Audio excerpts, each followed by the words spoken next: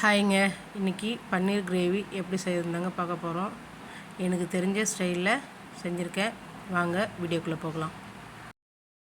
This video sponsor by SPO digital marketing. SPO digital marketing இந்த வேலை வீட்டில் இருந்தே பண்ணுற மாதிரி பார்ட் டைமாகவும் பண்ணலாம். அதே மாதிரி ஸ்டூடெண்ட்டு, ஹவுஸ் ஒய்ஃபு, வேலை தேடுறவங்க, அதே போல் மொபைலில் ஒர்க் பண்ணுற மாதிரி தான். நமக்கு சோஷியல் மீடியா பற்றியும் கொஞ்சம் தெரிஞ்சிருக்கணும். ஓகேங்களா? எந்த டைம்லனாலும் நீங்கள் ஒர்க் பண்ணலாம். அப்படி உங்களுக்கு விருப்பம் இருந்தால் இந்த நம்பருக்கு கான்டாக்ட் பண்ணுங்கள் வாட்ஸ்அப்பில்.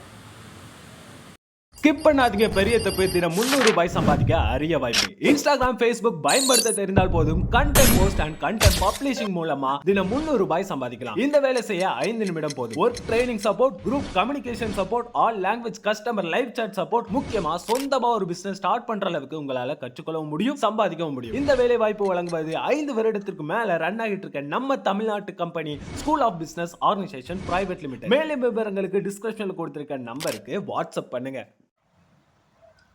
ஹாய்ங்க. இன்றைக்கி பன்னீர் கிரேவி எப்படி செய்யறதுந்தாங்க பார்க்க போகிறோம். பன்னீரை இதுமாதிரி சின்ன சின்ன பீஸாக வெட்டி வேக வச்சுருக்கேங்க. ஃப்ரை பண்ணல, ஃப்ரையும் பண்ணலாம். ஃப்ரை பண்ணிவிட்டு அந்த மாதிரியும் செய்யலாம். நான் வேக தாங்க வச்சுருக்கேன். கொஞ்சம் தண்ணி ஊற்றி அது கூட கொஞ்சோண்டு கல்லுப்பு சேர்த்து அதுக்கப்புறமா கொதிக்கிட்டோன்னு அதுக்கப்புறமா இதை போட்டு ஒரு 2 நிமிஷத்துக்குள்ளே போட்டு எடுத்துருங்க. கொதிக்கிட்டோன்னு. ஓகேங்களா? அடுத்தது நம்ம தாளிக்கிறதுக்கு என்னென்ன ரெடி பண்ணுறதுன்னு பார்த்துக்கலாம் வாங்க. இப்போது பட்டை, கிராம்பு, சோம்பு எடுத்து வச்சுருக்கேங்க. ஓகேங்களா? இதை நம்ம தாளிச்சிக்கலாங்க. அதுக்கடுத்து வெங்காயம் பெரிய சைஸ் வெங்காயம் ஒரு 2 எடுத்து வச்சுருக்கேங்க. கொஞ்சம் போல் சாம்பார் வெங்காயமும் சேர்த்து வச்சுருக்கேன். ஓகேங்களா? இதை வெட்டி தனியாக வச்சுக்கோங்க.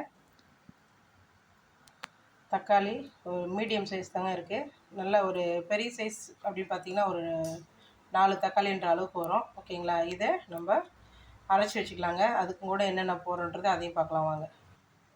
அடுத்து தேவையான அளவுக்கு எண்ணெய் ஊற்றி காய வச்சாச்சுங்க. எண்ணெய் காஞ்சிருச்சு. இப்போது இதெல்லாம் போட்டுடலாங்க.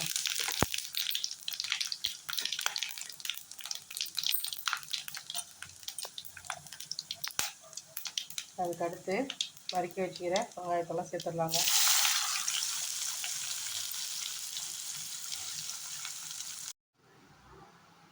ஓகேங்க. இப்போ தக்காளி கூட அரைக்கிறதுக்கு தேவையானது என்னென்ன போடுறேன்னு பாருங்கள். கொஞ்சம் போல் கசகசா எடுத்து வச்சுருக்கேன். ஒரே ஒரு பச்சை மிளகா, கொஞ்சோண்டு முந்திரி பருப்பு எடுத்து வச்சுருக்கேன். தக்காளி வெட்டி வச்சுருக்கேங்க. இதை நம்ம அரைச்சி எடுத்துக்கலாங்க. ஓகேங்க. வெங்காயம் நல்லா வதங்கிருச்சு.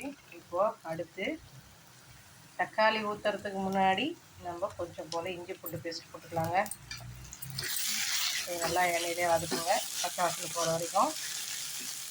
அடுத்து நம்ம தக்காளி சாறு அரைச்சது ஊற்றிடலாங்க.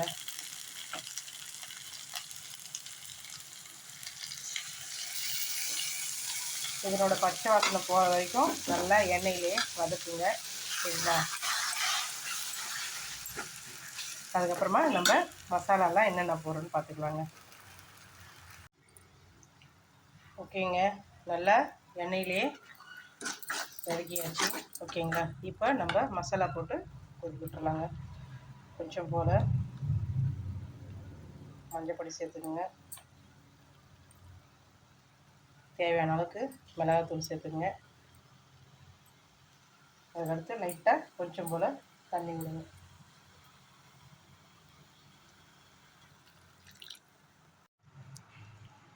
ஓகேங்க. தேவையான அளவுக்கு தண்ணி ஊற்றி கொதிக்க வச்சாச்சு. பாருங்கள், நல்லா கிரேவி இதுக்கு வந்தாச்சு. இப்போ நம்ம வேக வச்ச பன்னீரெல்லாம் சேர்த்துக்கலாங்க.